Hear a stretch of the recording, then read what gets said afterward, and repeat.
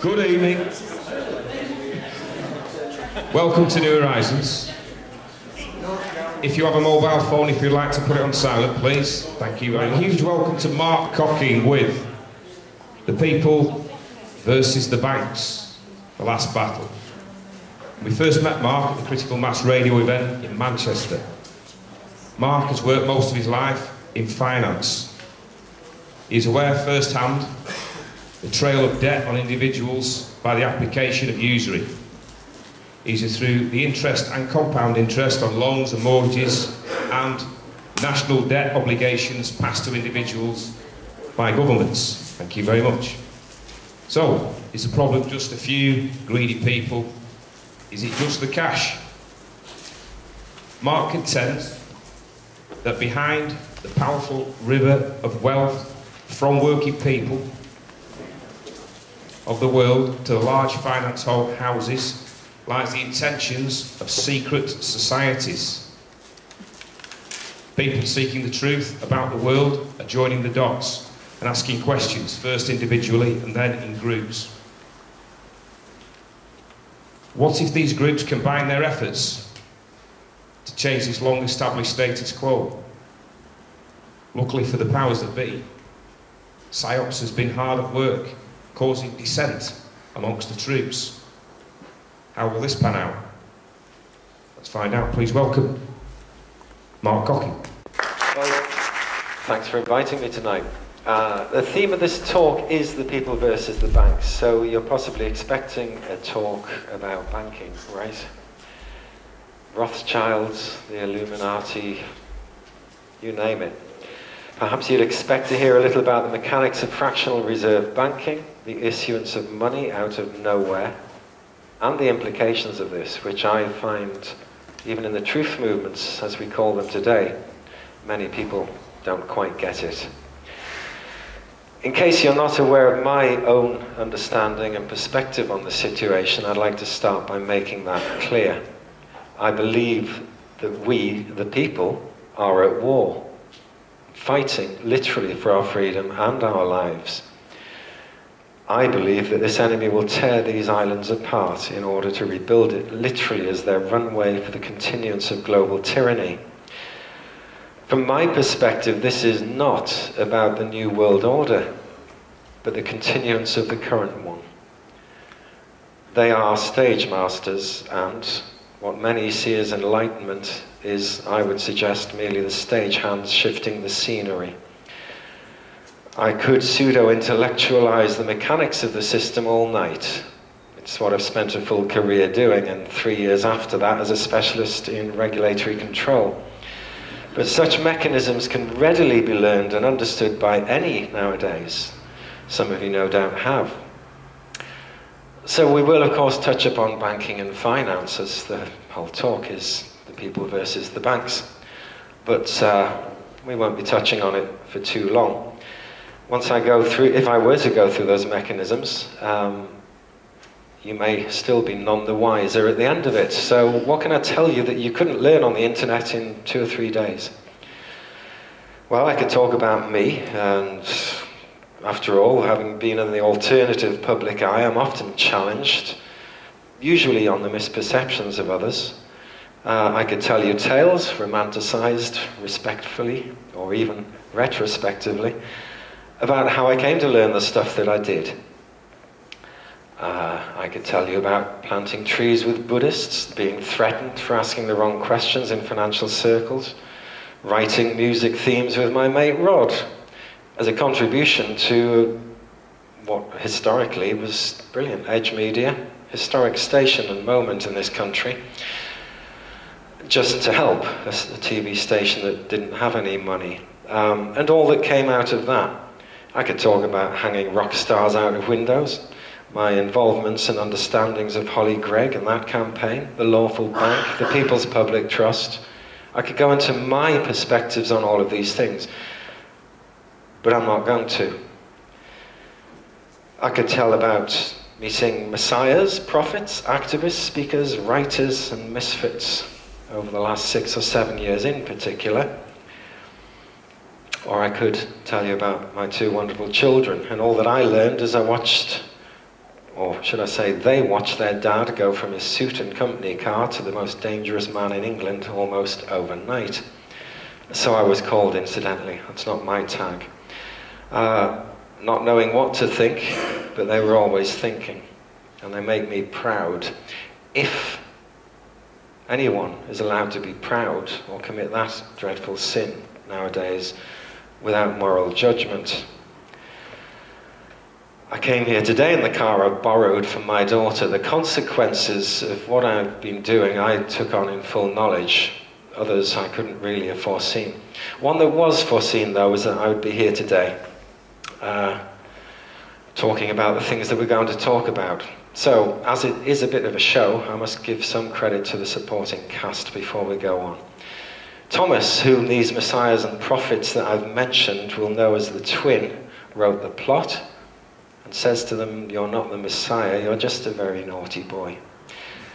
David Bowie inspired the spirit of the troubadour, and I'd like to thank the 3 Ks. That's Kate, Kevin and Ken, my friends, and all the supporting cast in this revolution, if you want to see it as a revolution. That's everybody. And last but not least, a bohemian hermit. I've changed the planned talk and instead want to take you on a journey. It's a synthesis out of which I hope comes a thesis, and I would suggest that we then create the antithesis with some intent. So I'm going to ask you to indulge me in 2 ways, if you will. The second way will be a journey through numbers, reality, magic, religion, history, science, and hermetic art, in an attempt to encompass as much as I can in no time at all. There'll be much on the screen to ponder. Please don't get caught up in the detail as time is flowing, and if you can help me to keep that river flowing, that would be wonderful. First, though, I want to start with a demonstration of the core principle of banking. All you ever really need to know about it, the rest is mere detail. I was told that the demonstration on the banking issue I did with Karen Franson from Eerie Investigations on Edge Media TV did help to clarify for a lot of people how simple the scam is. So I'd like to present an updated, slightly simpler demonstration of that as my opening gambit, and then we will move on. So it's to set the scene, as it were, before we leave banking and explore the width of a circle. So, is there anyone here who has a 10 or a 20 pound note and can just help me and indulge me for a minute? Just someone to step up. It's amazing this, no one's got a tenner. Well, now I need you as well, my friend. Ah yes, ah yes. Just a demonstration of how the banks operate. All right? So, would you come around the front of my bench? Because I am the banker and you are just a member of the public. Is that a 20 you've got there? Yeah? Okay. Can I have that? Right, thank you.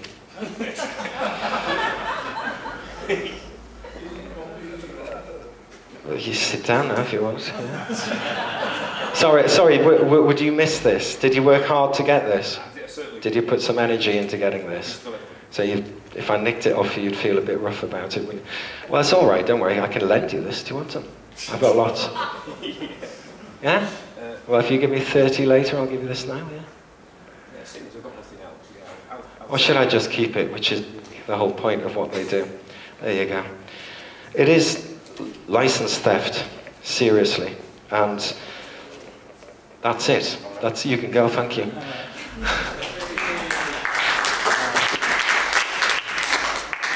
It simply is license theft, so don't get too complex about it.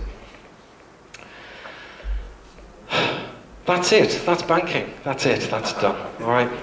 I think enough on that now. I left a poem up there. Why would I start with a poem that's like probably incomprehensible anyway? As I say, I want to take you on a journey. It's a bit of a synthesis. A few years ago, I sort of got dragged up onto Edge Media TV, and a lot of things changed. I couldn't earn anything in financial circles anymore, so it's been quite a struggle, a daily thing. What I did do, though, was produce music. I've always been a frustrated singer. I'd sing in the bath. I was one of them.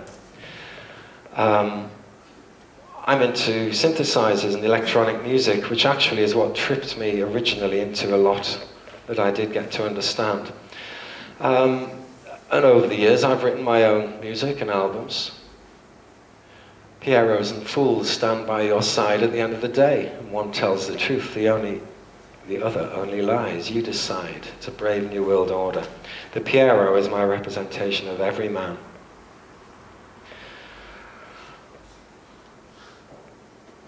And my point, to quote David Bowie, is, and I'll hinge a bit around him tonight for a purpose. Where are we now?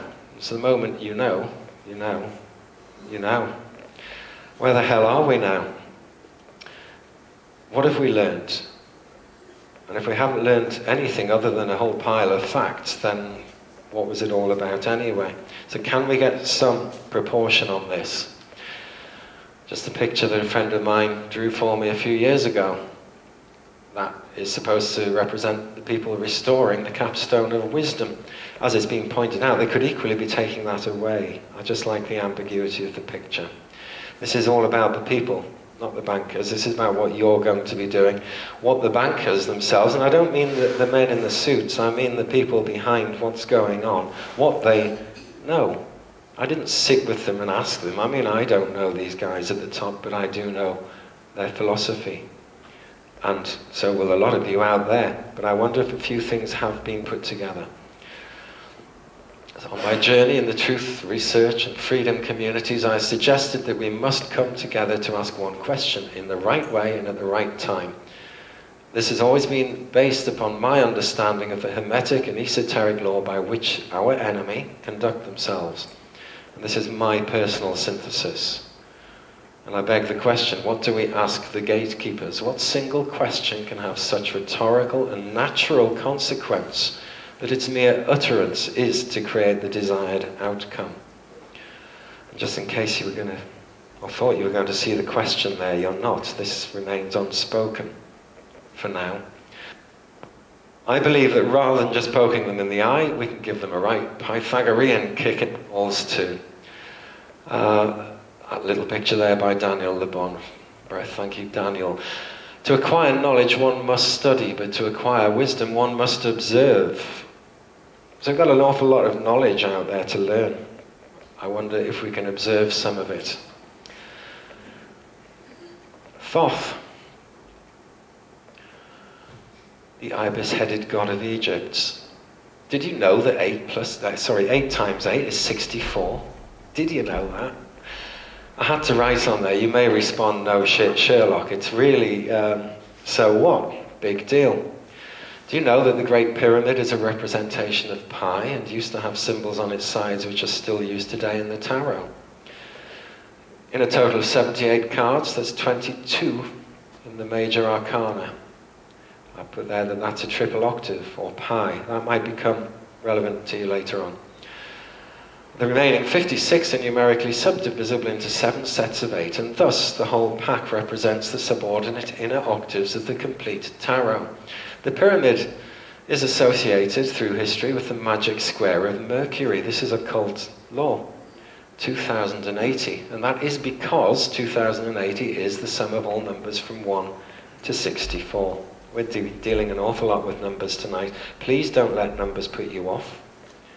Most people are literally programmed to be put off by numbers. There's a simple beauty behind what I hope to show you tonight.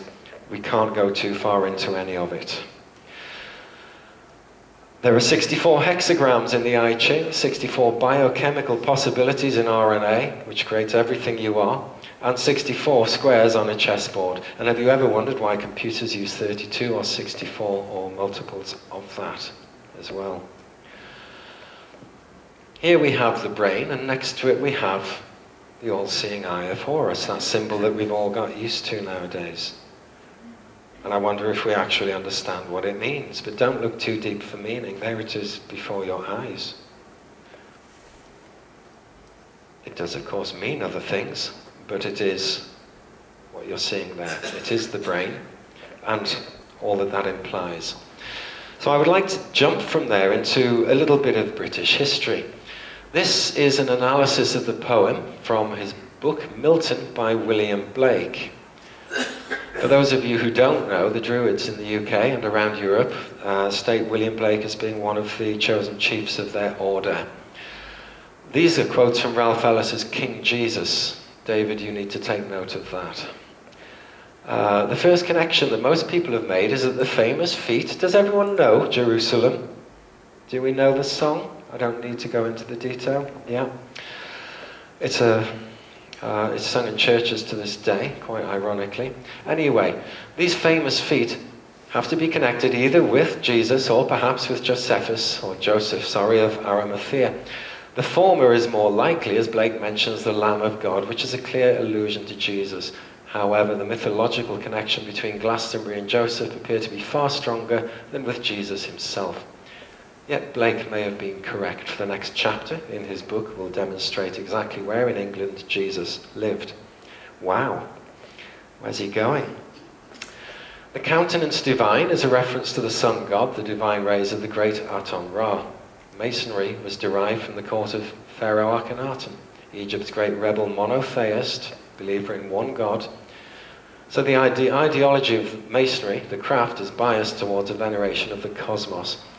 Egyptian solar worship was never as crude as the worship of the physical sun, contrary to popular belief. Egyptian theology, first century gnosis, and thus the principles of the later craft were therefore closely aligned to what we would now call science. Indeed, that is effectively what gnosis means, science. The question of Jerusalem being built in England is the central tenet of the poem. The possibility that Jesus came to these shores and established a religion that long predated the Church of Rome. It's unlikely that Blake knew of the cathedral that Jesus built in England, but his analysis that as Jerusalem was destroyed in Judea, a new Jerusalem arose in England is surprisingly accurate. Another of Blake's poems, entitled All Religions Are One, a title really which sums up his philosophy in a nutshell and demonstrates the Masonic bias and the central tenets of the craft. The reference to satanic mills in the poem has often been regarded as a broadside against the Industrial Revolution. And while Blake did have concerns about the cogs of industry undermining the harmony of nature, this is the author, don't see him as a Luddite. After all, Masonry was the driving force behind 18th century science, with most of its practitioners belonging to the Grand Lodge of England and the parallel Royal Society, Britain's foremost scientific institution, and Blake himself called Isaac Newton a mighty spirit. So, what were the satanic mills? They represent the cathedrals of the Catholic Church, an institution which Blake loathed for its oppression of thought and spirit. And if you go back to these times, this really was the issue in this country at the time. Near Blake's home were the Great Albion Flour Mills, one of the first industrial complexes to mimic the great size and splendour of the great cathedrals. Since Blake was not in a position to attack the church openly, he could nevertheless lampoon their great cathedrals as being the same as the great flour mill. This was a powerful allusion to the oppression of the people by the Catholic Church, doing the work of Satan himself in suppressing thought and expression. The cathedrals became the satanic mills of Albion, England. Further, to quote William Blake direct from his book, Jerusalem. The poem Jerusalem didn't come from the book Jerusalem, incidentally. Jerusalem, the emanation of giant Albion. Can it be? Is it a truth that the learned have explored? Please take note of that. Was Britain the primitive seat of the patriarchal religion? If it is true, my title page is also true, that Jerusalem was and is the emanation of the giant Albion. These are all the words of William Blake. All things begin and end in Albion's ancient Druid rocky shore. Your ancestors derived their origin from Abraham, Heber, Shem, and Noah, who were Druids, as the Druid temples over the whole earth witness to this day. He is referring to the Great Pyramid and other such structures. Now, I'm sorry if it offends anybody's religious sensibilities in any way. That's never it's not what I'm trying to do. I'm trying to show you who actually believes this. And please, I'm not discounting it. This is what my research has shown for decades. These people believed it. There's Winston Churchill, the Druid, being initiated into the Albion Lodge. And they do take women too. There's our Queen, Princess Elizabeth, being initiated as a bard into the Druid orders. The word bard, incidentally, troubadour, that's really the angle that I'm coming from, and including music, poetry and so on in this. I would actually be putting on a full stage show. We've got a whole prog rock suite to put on, but it's not happening that way. Princess Elizabeth, the initiated bard. Bows, chariots and spears, coming back to the poem. It's pointing out here that Napoleon had just gone on his Egyptian expedition when the book Milton and Jerusalem was or just prior to the publication of that book. It had been pseudo-Masonic in the first place, with one of the prime objectives being the investigation of Egyptian history and therefore Masonic heritage. To this end, the French military took with them 160 savants, including scientists, mathematicians, historians, cartographers, artists and linguists. These were the people they took over to explore the Great Pyramid and everything that goes with it. By the time Blake came to write the poem, a hero figure from Egypt was readily available from the first few lithographs that had come back to Europe from Egypt. These displayed the warrior pharaoh in his chariot with spears, arrows and bow. I could have shown you the picture of this, but I didn't manage to get that. Primed to fight for the cause of the old church, the church that transcended all contemporary churches, which Blake despised as the creations of men. The mental fight, quoted in the poem, was the reference to the intellectual battle between the forces of oppressive Orthodox Church and the free-thinking Masonic Church. It is a church. Freemasonry is a religion. The New Jerusalem is often assumed to refer to Glastonbury. According to William of Malmesbury, the site was said to have been founded by Joseph. It says Josephus there, incidentally, because the guy who wrote this has linked in an incredibly academic and highly acceptable way the fact that Joseph of Arimathea was Josephus, the guy who wrote the Antiquities of the Jews. Go figure. That changes biblical history in one fell swoop. I would say he's proven it, but what does the word prove mean nowadays? The real site of the New Jerusalem actually lies a few score miles further than Glastonbury in the shires of Cheshire. He's basically talking about Chester. Okay, we don't need to explore that anymore. So, you think you have a queen who's head of the Church of England? She is. What is the Church of England? It's Protestant, isn't it? Or is it? Is it still under the power of the Pope? These are all questions you really need to consider. But I put the picture of the Mobius strip in here because this geometry you keep on meeting in terms of the thought process you need to go through here. The Mobius strip has one side and one side only.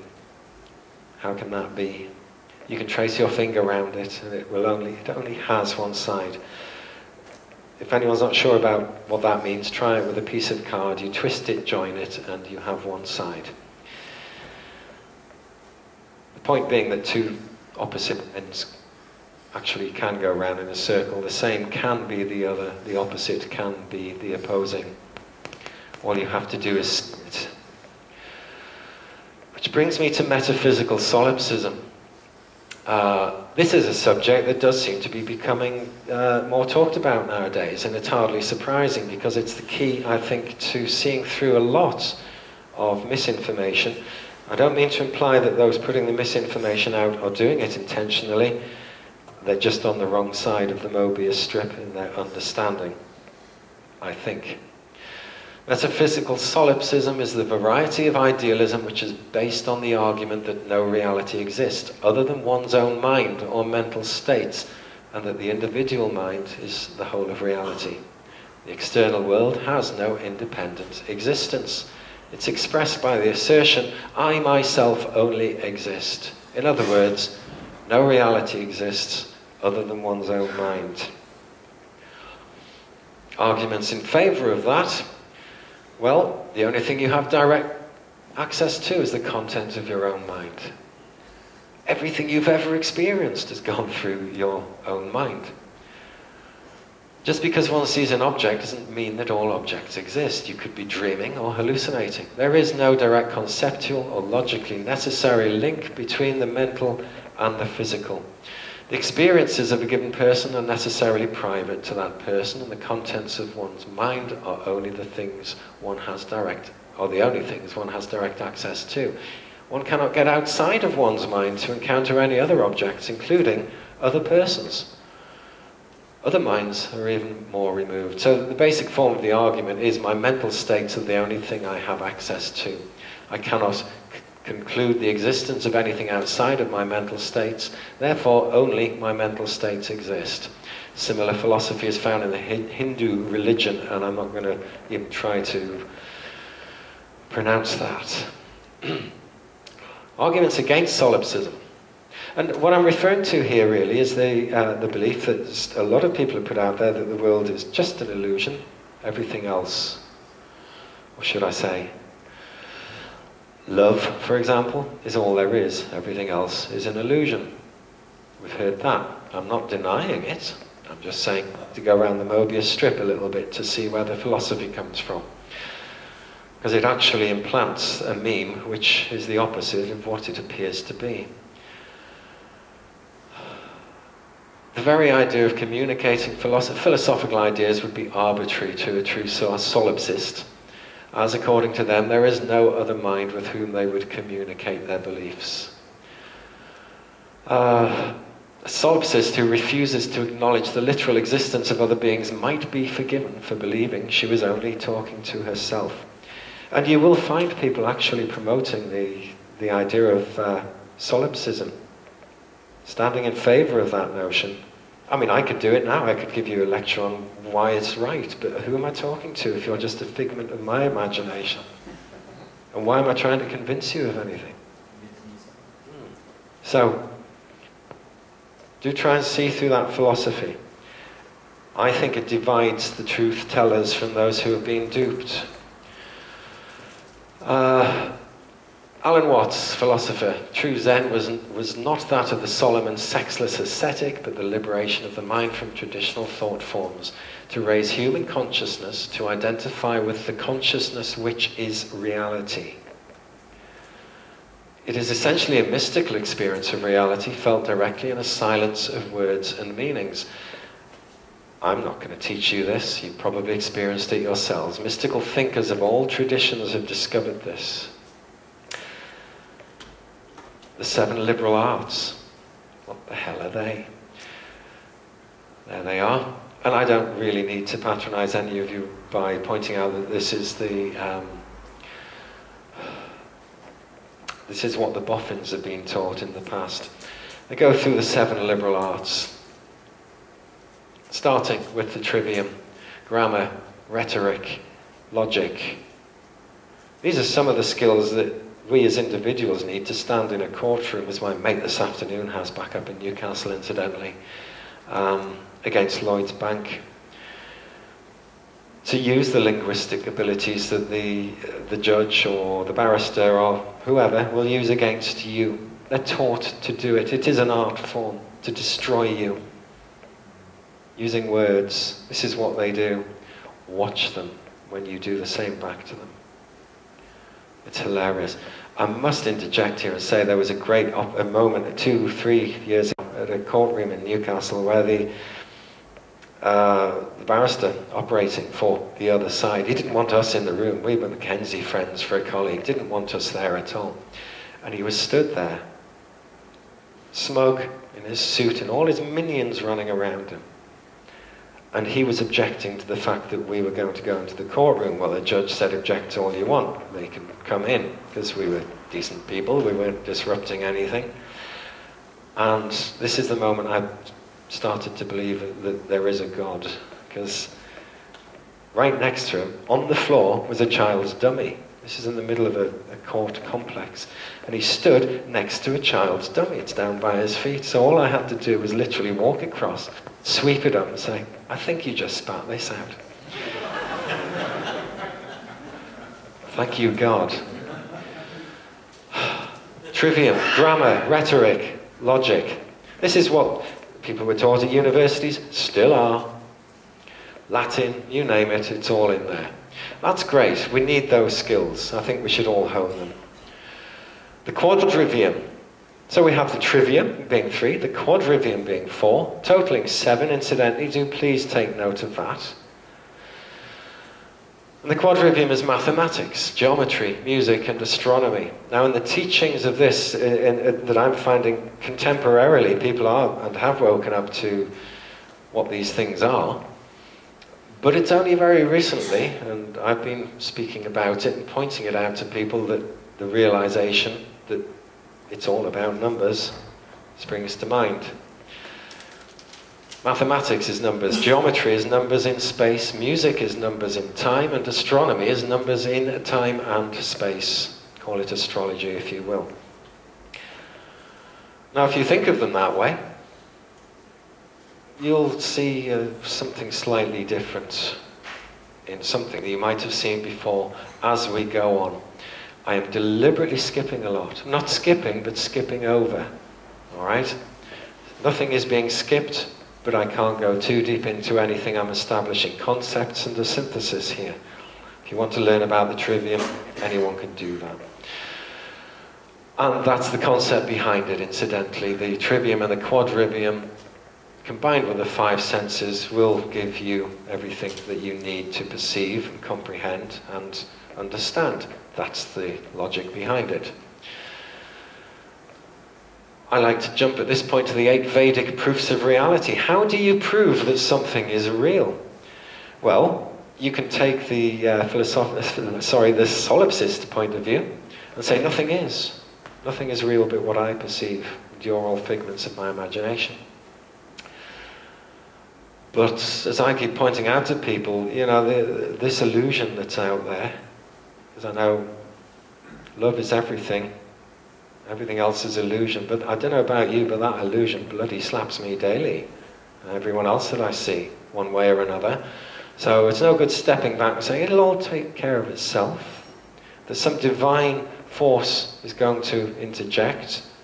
It's not. It never has. If you look back through history, as what is happening today has happened many times in the past, the people are always told, don't worry, a divine coming will get us out of this. And we don't. We go deeper into it. The Hermetic revolutions have taken place, or tried to take place, a number of times over the centuries, and the outcome is always the same. I would suggest that they're actually triggered and controlled by the very people that I consider ourselves at war against. The 8 Vedic proofs of reality. Again, let's not get into pronunciations. What we're looking at here, though, notice again there's 8. The first 7 are all logical, real-world things. The 8th one is transcendental. So again, you have 7 plus 1. We're again looking at an octave. Proof of perception. How do you know anything is real? Proof of perception by direct conviction. Proof of knowledge by inference, preceded by perception. Proof of knowledge by comparison, resemblance, or similarity. If it looks like an elephant, it probably is. It's a good starting point, yeah? If it looks like an elephant, don't assume it's a computer. You'd probably be off the beaten track. Proof of knowledge by comparison, resemblance, or similarity. Proof of knowledge by word. Proof of knowledge by tradition. Don't ever forget tradition. Proof of knowledge by probability. And the other more transcendental one is by non-existence. Wonder what that means. The irony in the mirror. We live in a time of enlightenment where so many have awoken to a fundamental personal reality, and it's best summed up by know thyself. Never fails to amaze me how many people get to know themselves and then go out and tell everyone else how to be like them now. Solipsism. Solipsism. We must do this because we realize that what we think in some way creates our reality. I think everyone's woken up enough nowadays to realize that that is a truism, at least to some degree. Are we consciously aware of the fact that this is the central element or central tenet of all mystery and occult schools? And if not, why not? And is that a bad thing anyway? Asclepius in the Corpus Hermetica. There are some whose ungenerous temper grudges men the boon of immortality and will not suffer them to get knowledge of that in which is divine. Of that in them which is divine. For speaking as a prophet speaks, I tell you that in after times none will pursue philosophy in singleness of heart, but there will be many who will make philosophy hard to understand, and corrupt it with manifold speculations. In this way, by a cunning sort of study, in which philosophy will be mixed with diverse and unintelligible sciences, such as arithmetic, music, and geometry. It goes on to warn the student of philosophy undefiled, ought to direct his attention to the other sciences, only so far as he may thereby learn to see and marvel how the returns of the heavenly bodies to their former places, their halts in preordained positions, and the variations of their movements are true reckonings of number, only so far as learning the measurements of the earth, the depths of the sea, the height of the air, the force of the fire, the properties, magnitudes, workings and nature of all material things, he may be led to revere, adore and praise God's skill and wisdom. If you don't like the word God, think of it as creation itself, whatever. And to know the science of music is nothing else than this, to know how all things are ordered and how God's design has assigned to each its place. For the ordered system in which each and all, by the supreme artist's skill, supreme artist, the grand architect, this is how the Freemasons view their creator. And is it such a bad way? Together in a single whole yields a divinely musical harmony, sweet and true beyond all melodious sounds. I tell you then that the men of after times will be misled by cunning sophists, the use of clever but false arguments, especially with the intention of deceiving, and will be turned away from the pure and holy teachings. I pointed out in my last talk that the word holy means science of, knowledge, science of true philosophy. Excuse me. For to worship God in thought and spirit with singleness of heart, or to revere God in all his works, and to give thanks to God whose will is wholly filled, blah, blah, blah. Am I turning into a Bible basher? The point is there. You can see it. This has all happened before. None of this is new. So, you have something called Hermeticism. If you look through the past, it says that this is the way the world works. And it defines the way the world works. The point is, if you go and look at that and study whatever, you will find that actually what they've said is there for you to see. What it means is for you to decide. But it is there for you to see in everything. So we're looking at the Hermetic Code, or we have just looked at the Hermetic Code in its concept. I'd like to touch on the two musical laws of nature. This is Hermetic science, basically. The law of triple creation. There are three forces: attraction, repulsion, and time. These three forces manifest with any phenomena and combine to generate all of nature's creative processes. If we see a cessation of movement in anything, this simply means that the third force is lacking at the given time and in the given place. There is always a passive force, an active force, and a neutral force. You can call them what you want, positive, negative, attraction, repulsion, time, etc. Bear in mind that we're often lectured nowadays about duality. Some will say, there is no duality, it's just an illusion. And I'll say, yes, there is a duality. And, well, I see duality everywhere, because it's there.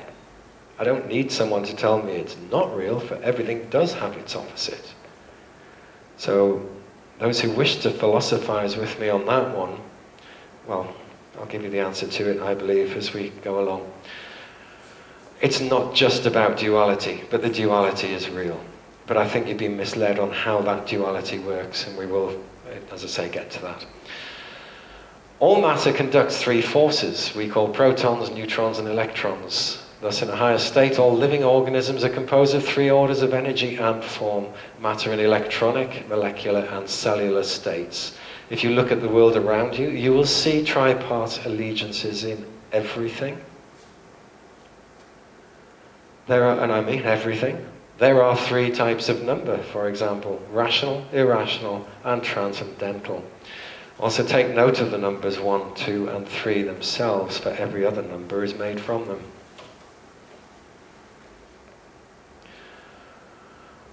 The second law of nature, so we've just done the law of triple creation, active, passive, and neutral energies combining into one thing. The second law is the law of 7-part formation. This is the law of octaves. To understand this concept, one has to regard the universe as a dynamic entity consisting of untold degrees of resonance which proceed in all kinds and densities of matter. They are generated by the forces controlled by the first law, then proceed to cross, collide, deflect, increase, decrease, vanish, or whatever.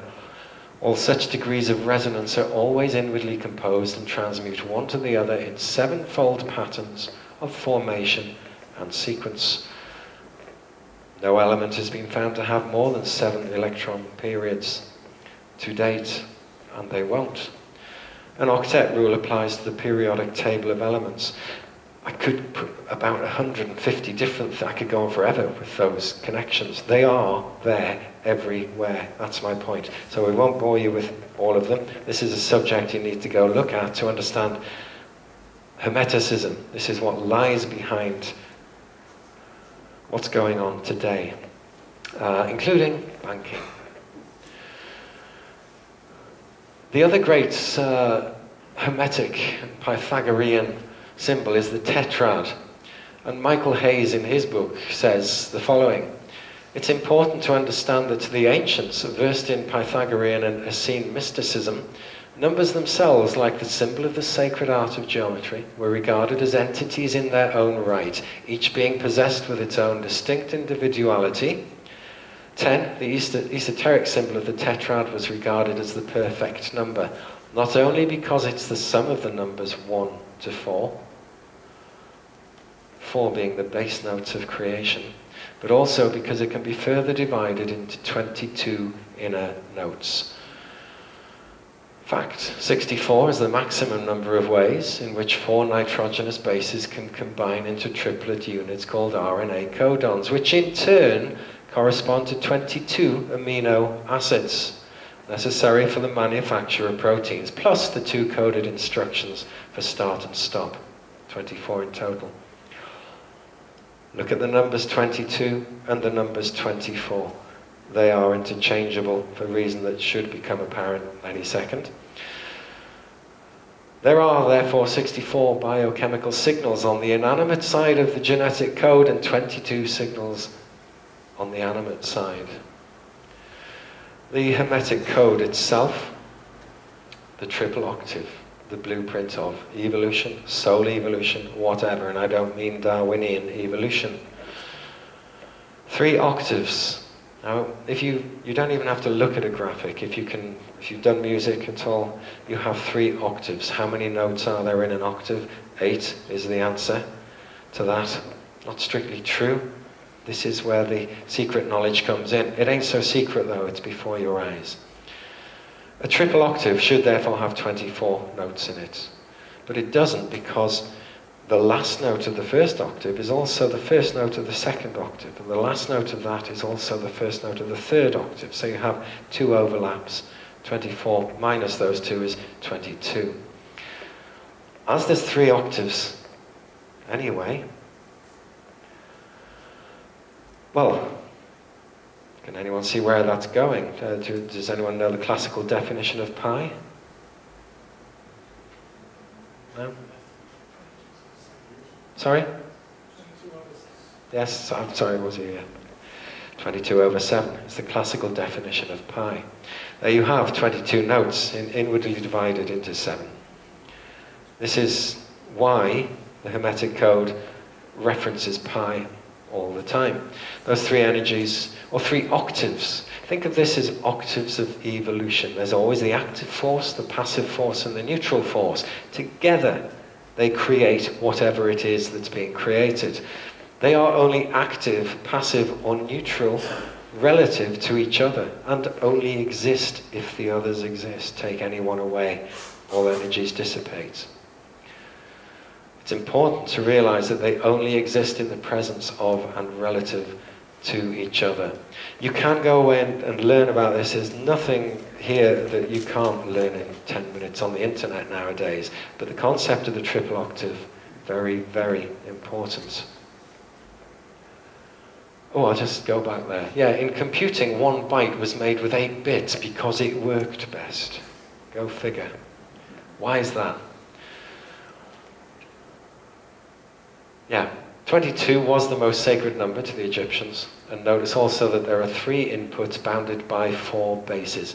The 4, 1, 2, 3, 4 numbers contain 3 bands. Do you see the point I'm making? They contain 3 different octaves.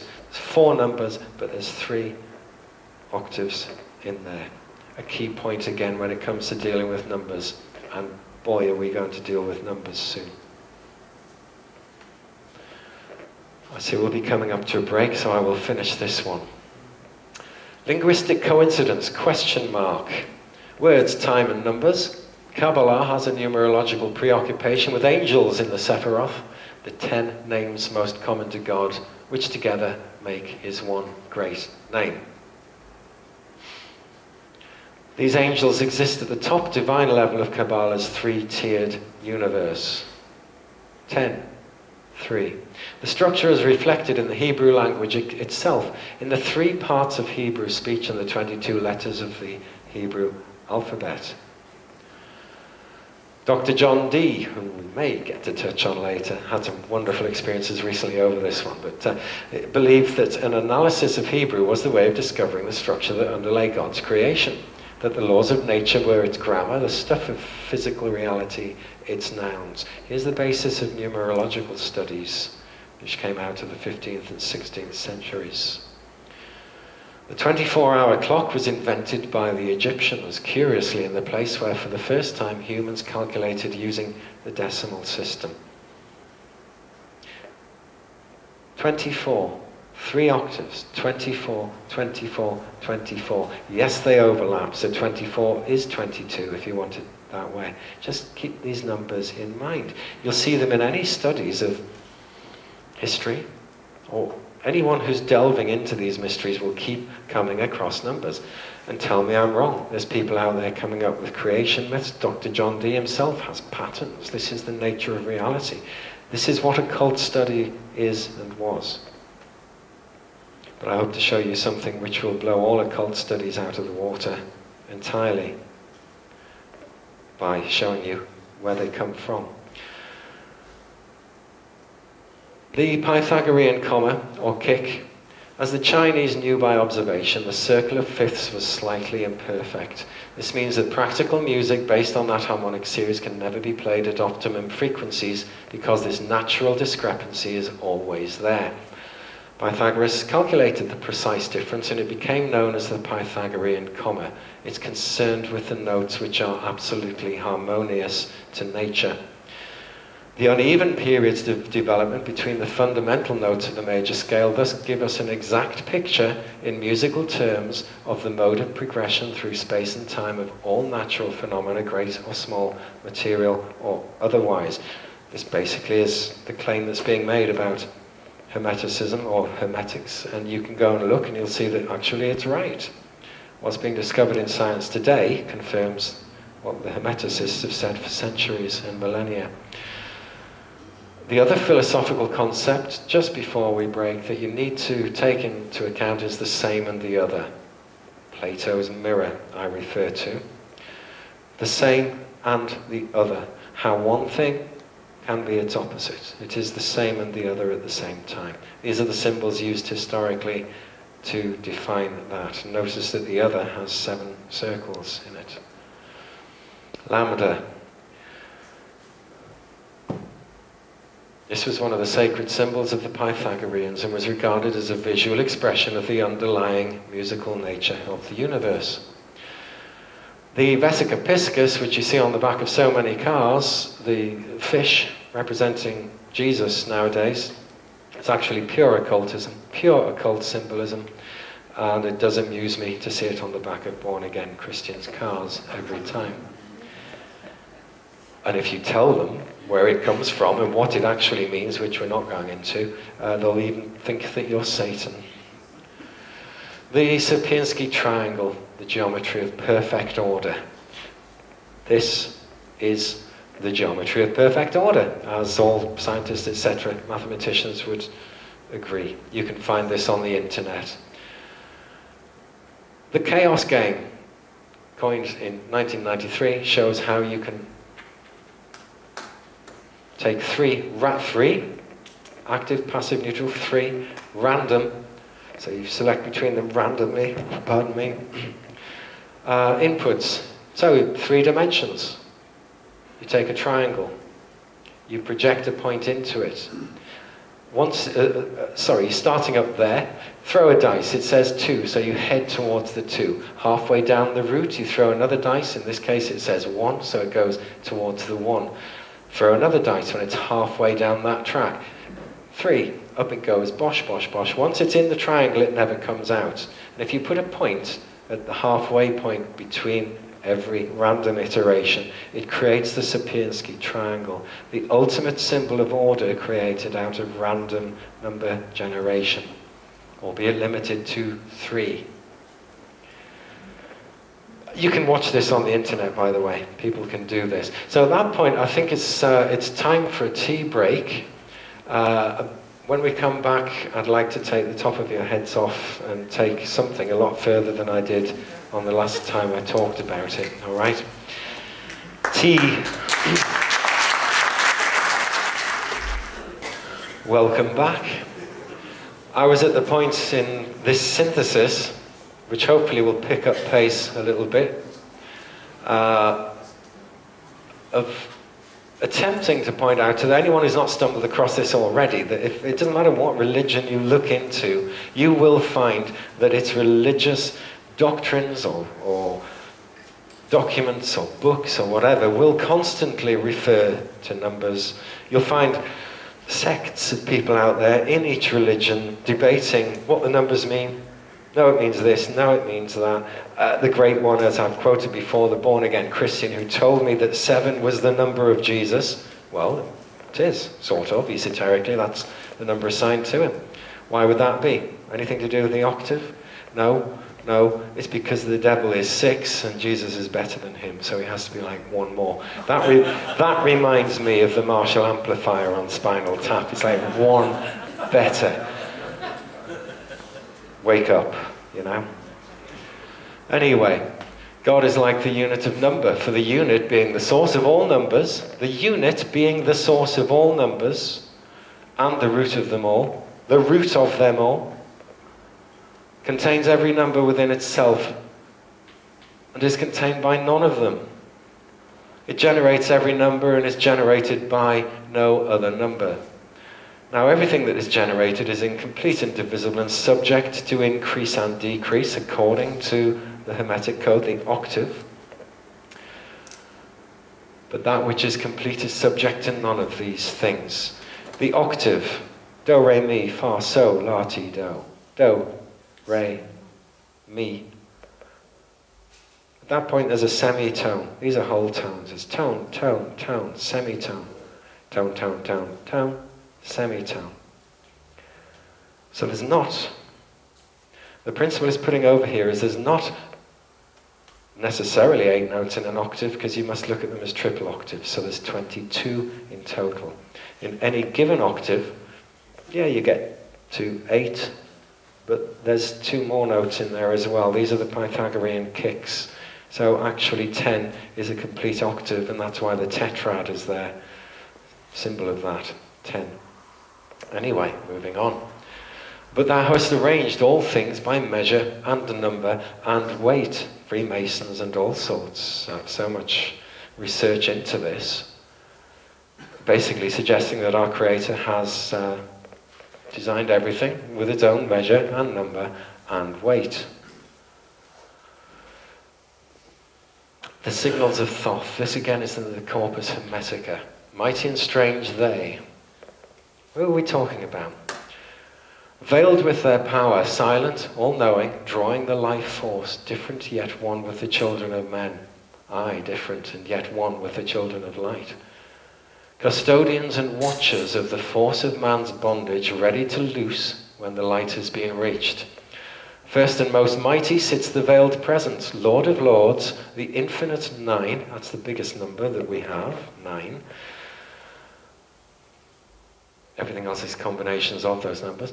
Over the other from each the lords of the cycles. 3, 4, 5, and 6, 7, 8. Each with his mission, each with his powers, guiding, directing the destiny of man. There they sit, mighty and potent, free of all time and space.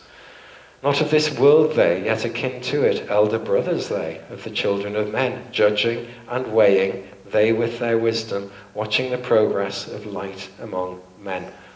Wonder what they were trying to tell you with that.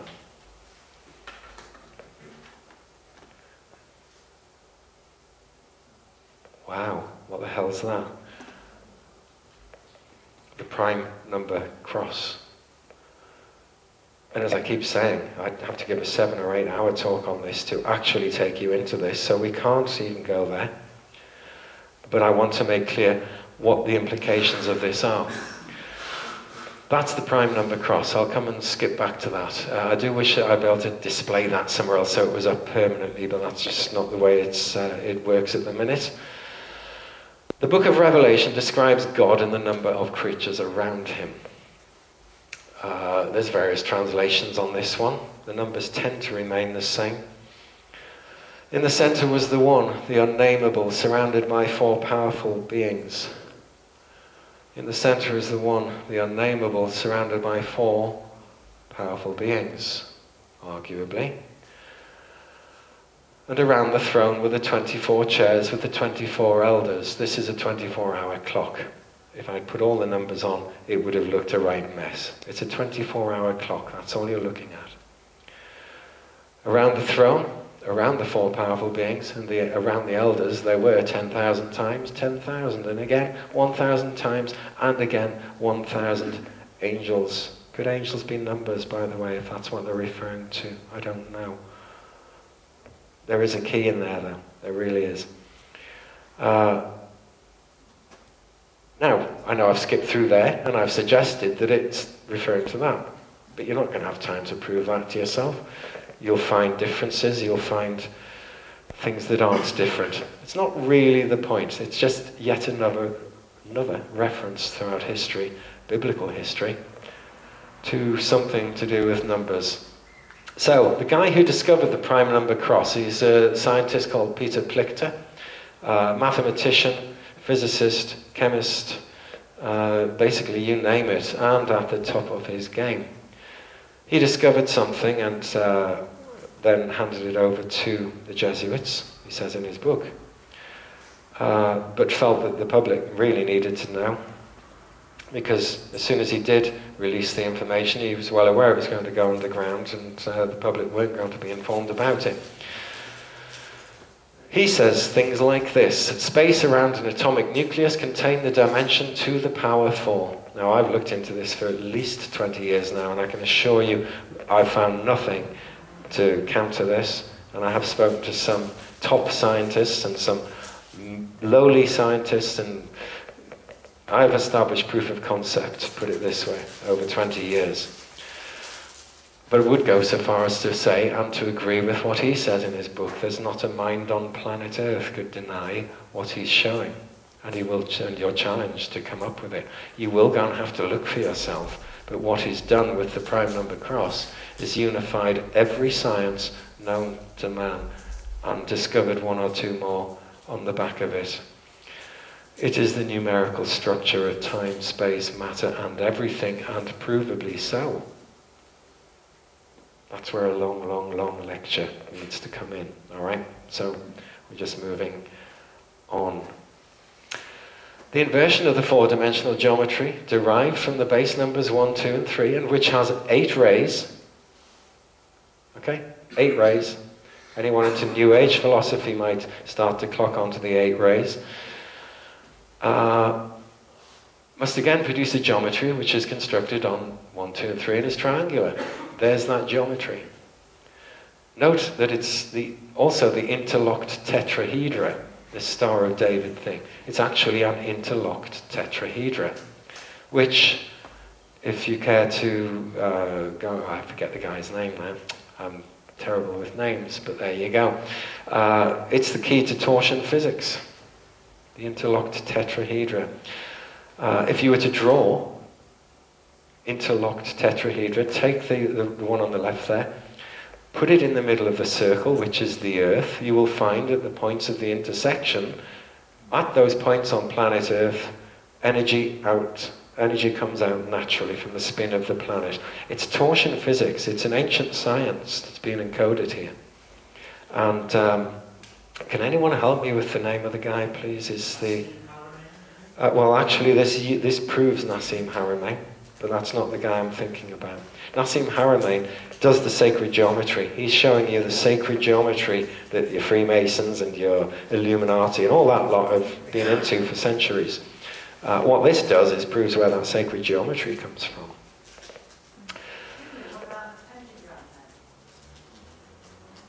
So who am I speaking to? Just yeah. Oh, there. Yeah. What about the significance of the pentagram? The significance of the pentagram. You'll see. I don't mean that tritely. I don't mean it tritely. Because if we go into the pentagram, we can then have to go into all the Platonic solids, etc., etc. All right? This explains all of that sacred geometry. The wheel of the old cloud pentagram. Once more? It is equivalent to the ancient cloud of the ancients, 5 angles. Good. Well, you carry on doing that. I'm going to try and give you more framework around it, okay? 1 plus 2 plus 3 equals 6, and 1 times 2 times 3 equals 6. There are no other numbers that do that. These numbers multiply together and add together to make the same number. The number 6 is therefore the scaffold on which prime numbers are built, whose distribution appears arbitrary when viewed in the conventional way. And this is the point. The prime number sequence has been sought by mathematicians since Pythagoras' day, since before. And you can't see it because there's no pattern.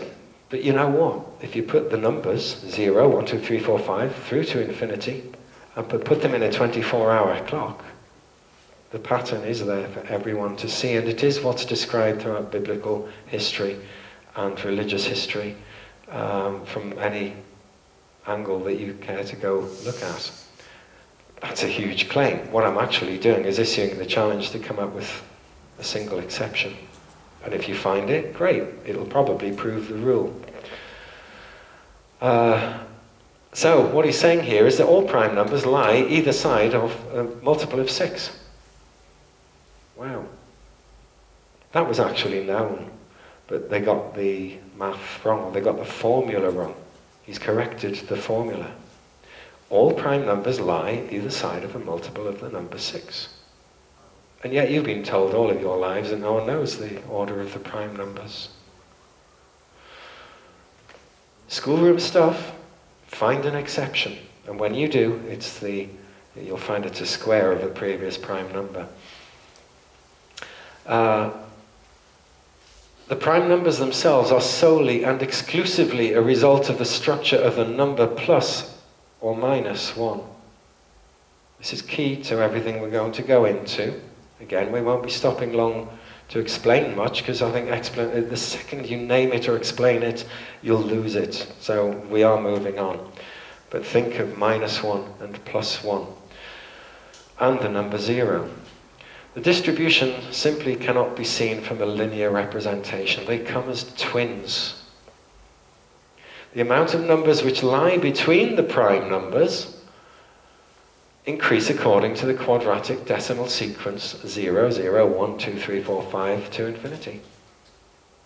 So between the first two prime numbers, well, let's skip down the sequence. On the fourth prime number, between third and fourth, you find 2 ordinary numbers. Between the next sequence, you find 3 ordinary numbers. And between the next twins, 4. And the next twins, 5. Again, we could do this. Simple schoolroom stuff. But why weren't you shown this in your schoolroom? What was going on there? Yeah. Actually, blatant lies. But the teachers teaching you are not trained to do simple arithmetic. So, yeah. Let's not be patronizing here either. You have to admit that if you're looking for a pattern in a sequence of numbers, the first thing you're ever going to do is to look for the pattern in this damn long sequence of numbers. That's it. Computers will do it in a sequence. No, no, no. Put it in a 24-hour clock, and all of science and all of religion unifies. And it does. It does. Chemistry, physics, mathematics, it all unifies. Can't show you that here.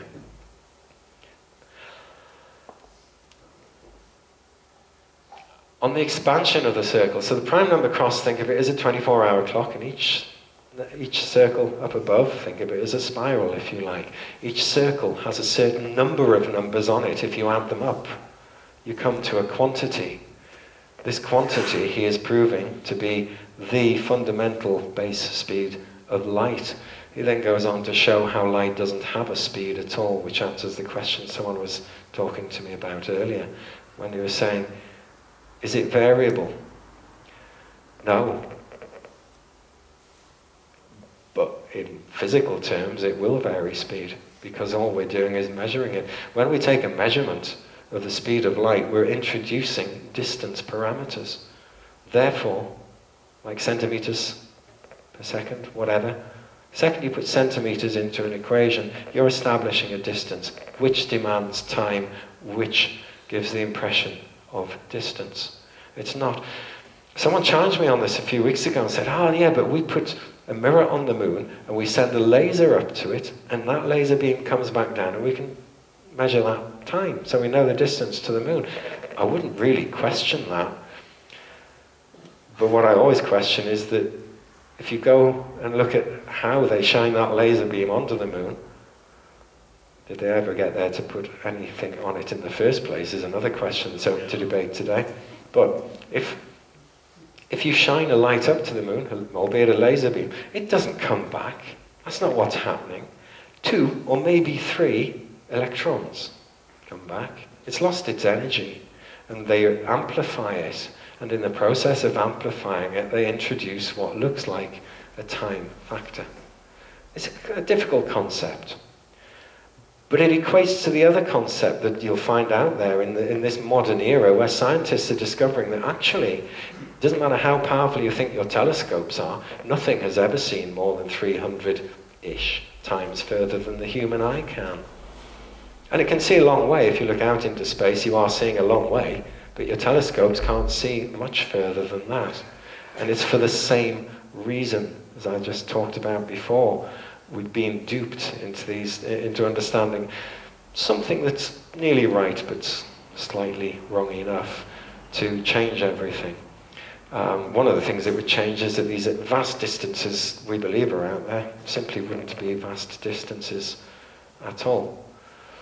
But that's another thing. It doesn't really matter. This goes into the sums on those circles, and because we're not doing the numbers on these, it doesn't really matter, but the 4 prime twins on the first shell determine the structure of all other shells and demand a 0 shell, on which only -1 and +1 are located.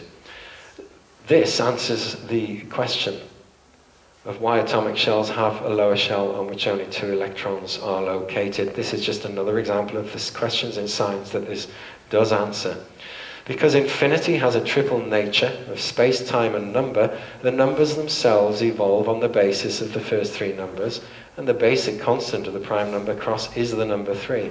Therefore, the expansion constant of light must be the number 3. There you go. Perhaps that's your Holy Trinity. Isn't all of this about light, the secret of light throughout history? What is it? This will define it for you. He goes on to say, if matter did not exist, not one single atom, there would also be no space. Where there is no movement, there is also no time. Energy can therefore be nothing else than the reverse of time. You're not told that in your physics class. And it's a hard one to grasp, but grasp it. You're being mistaught physics. Everyone is noticing the amazing correlations between quantum physics and mysticism. Wow. How's that? Because if you go and look at quantum physics, it's the biggest mishmash of garbage that you've ever come across as a scientific theory. But they say it's all right, though. It's okay because it's the most tested theory in history. And it is. What they've done is come across something that works, so they think their theory and description of it is correct, even though no one can understand it, not even them. But what if you could understand something that unified all of that completely, answered all the missing questions, and was understandable to a 12-year-old in a primary school? Wow, wouldn't that change the world?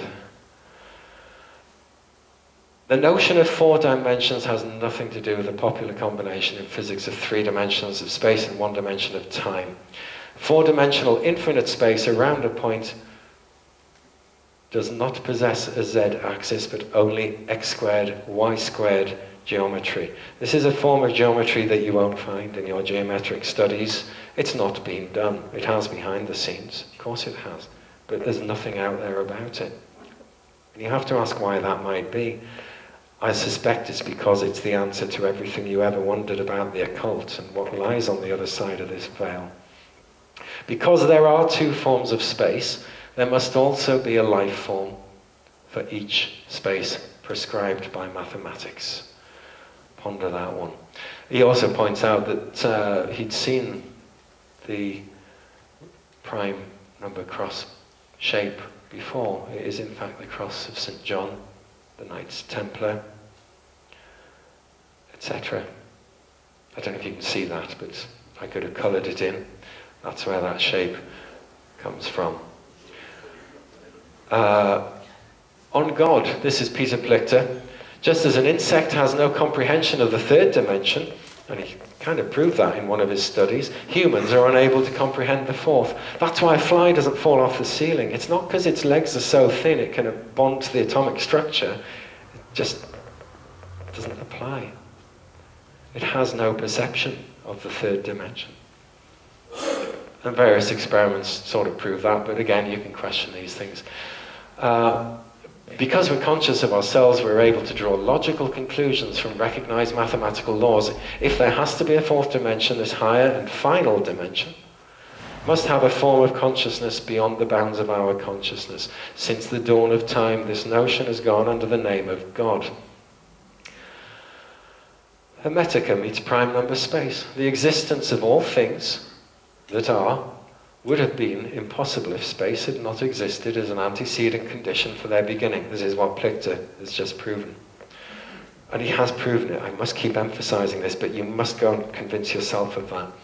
For if anything is to exist, space for it must be provided beforehand. If things were nowhere, their properties, magnitudes, positions, and operations would not be discerned.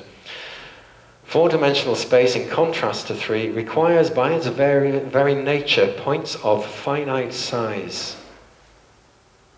So there's all these physics theories out there, but as soon as you take x squared, y squared geometry, you realize that infinity demands finite points, which is what we observe. Particles did not emerge at some time in the past, but instead exist because of the nature of infinity. The prime number cross and how it generates the Hermetic code. Plichter doesn't go into this. He's not done the Hermetic stuff, or he's not into esoteric stuff. He is a scientist. But it's there for you to see. And if you can imagine back to that 8-ray thing, well, there's 8 rays straight away. And you can take it from there. Scientists engaged in thermodynamics have attempted to describe collision processes. They did not suspect that a mole of gas with its 10 to the 23rd molecules represents a grid structure in which the colliding molecules are themselves the grid. The gas medium, with its reciprocal numerical order, manages the transmission of music according to a fractal system containing 8 stages. An octave is complete after 8 stages. This isn't hermetic stuff. He's pointing out something that is fact. The whole secret of music theory is contained in the fact that halving the 3-part, 5-part, and 7-part of the string can be shown to result from there being 2 prime numbers which don't fit the bill. All prime numbers fit one equation, except 2 of them. Now, won't go into it, but what he does prove is that those 2 prime numbers, they're not missing, but they don't abide by that law. And I wonder if you can work out what they are. It's simple, but we won't go there. Because they exist, there should be 2, because he's mapped all of this to the elements as well, there should be 2 missing elements, and it even defines what they should be, 61 and 43, and what happens when you go and look. A fascinating book on the discovery of every element. You must go and look at 61 and 43, and then if you're into numbers, add them together and see what that element is too. And where elements 61 and 43 went, because they've also found that in science as well. It builds to a picture which says, hang on, we have to stop and think about this. So what? What's it all about? Well, the revelation of a universal plan will force scientists and theologians to review their dogmatic vanity and give every lay person the chance to inquire into the matter to whatever degree they like. Each individual will thus be able to declare his or her own independence or self-appointed authority. This will logically lead to individual responsibility and freedom. We're moving into Freeman concepts now. The Gospel of Thomas, the twin. Fair bit of stuff in here, some of it not quite so relevant to today's talk, but these are the secret sayings that the living Jesus spoke and Didymus Judas Thomas recorded. And he said, whoever discovers the interpretations of these sayings will not taste death. Oh, there's a big mystery with all of this, isn't there? He also said those who seek should not stop seeking until they find. When they find, they will be disturbed. And if you go and look at the prime number cross, it will disturb the hell out of you, because the implications are beyond a few moments' consideration. When they are disturbed, they will marvel, and will reign over all. And after they've reigned, they will rest. The one who seeks will find, the one who knocks, to that one it will be opened. You can take the prime number cross, incidentally, and actually use it. If you have money, do not lend it out at interest, rather give it to the one from whom you will not get it back. Well, that could be an instruction to give it to the bankers, couldn't it? But, you know. Jesus says, show me the stone that the builders have rejected. It is the cornerstone. Freemasonry is built on that. This is their God, yeah? Try taking a Freemason who's actually gone far enough to understand that they're studying sacred geometry and Egyptian religion and so on, and point out that the ratio of the corner cap of a square to the circle is 0.2732. More on this soon. It is the cornerstone that the builders rejected. What was that last bit? Yeah, so let's seek a little further and see what we find. What's so special about the moon? Another little Bowie reference in there. See if you can spot them. Yeah? You'll find lyrics scattered throughout as well. Whoever becomes aware of the relationship between this astronomical data of the Earth and the moon will know that the two heavenly bodies are mathematically linked with the greatest degree of precision. Again, this is Peter Plichter saying this, but you'll have heard this from others, I'm sure, because nobody was present to form these spheres with his hands, to bring them to the correct distance, to start them at reciprocal orbiting numbers, and I'll show you this soon. The only explanation left is that nature is, in itself, intelligent, and that we human beings, as self-reflecting creatures, are the self-realization of this intelligence. And I pose the question, or were they present? back then to put the moon where it is. Who knows? But whoever did this. Oh, didn't do that. That's just an overexposure. You all know there's hundreds of pictures you could do on the moon, yeah? Something is up there, as it is on other planets throughout this solar system. And it's not just a myth. Freak out in a moon age daydream. Okay. Absolute zero, minus 273.2. Sidereal month, 27.32 days. Ratio of the corner cap of a square to a circle. And what I mean by this is if you were to take the square of that frame and draw a circle within it so it touches all the edges, yeah? The flap that's left up in that corner is 0.2732 as a ratio to the... Is that still going? Yes. The Earth's orbit around the Sun, 366 days. That's a sidereal measurement if you step off planet. It is 366 revolutions. 1 over 366 is 2732. The key to numbers throughout history and through numerology is to reciprocate them. Don't just take them at face value. Divide into one and a whole lot becomes apparent. The Earth's orbit around the Sun, 1 over 366 is 2732. Reciprocal geometric lock. To prove the point above, if you put 1 over 2732, you get 366. Whoa. Hang on a minute. Statistical average female hormone cycle, 27.32 days. I'm trying to resist cracking the thing I said last time, but it seems like every 2 or 3 bloody days to me. Statistical average human gestation period, 273.2 days. Statistical average. Please take note of that. It's key. Your own cycles might be different. You have enough numbers, you take the statistical average, it's bang on. It's accurate, and this is how you're manipulated, incidentally. They don't care about you, they do care about the statistical averages. There are, of course, 273.2 days and 10 sidereal months. The ratio of pi to the number 4 is 1.2732. The moon's acceleration relative to Earth is 0.273 centimeters per second squared. But hang on, that's not 2732, but it would be if you add the 2. All right, we're getting there. And no doubt when they have more accurate measurements, we know what it's going to come to. At what point does something become self-apparent is what I'm on about. The radius of the moon, 0.273 Earth radii.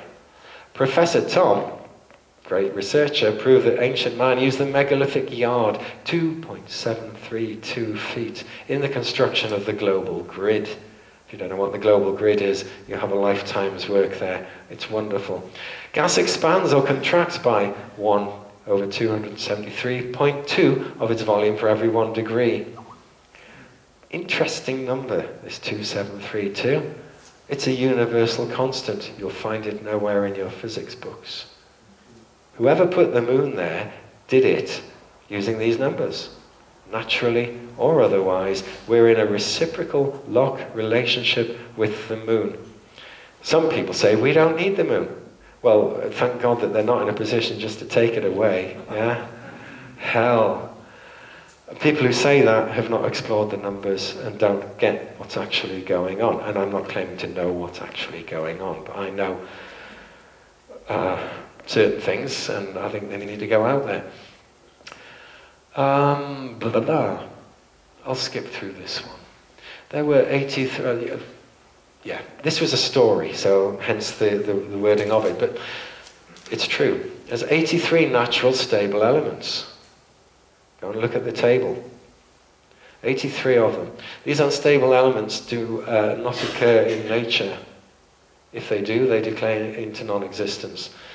So in the story, he looked and found that 2 of the 83 stable elements were actually radioactive, and the teacher had no idea why they should be there. This is elements 61 and 43 on your element tables. Shouldn't be there. They don't exist, so what the hell are they doing in a list of stable elements?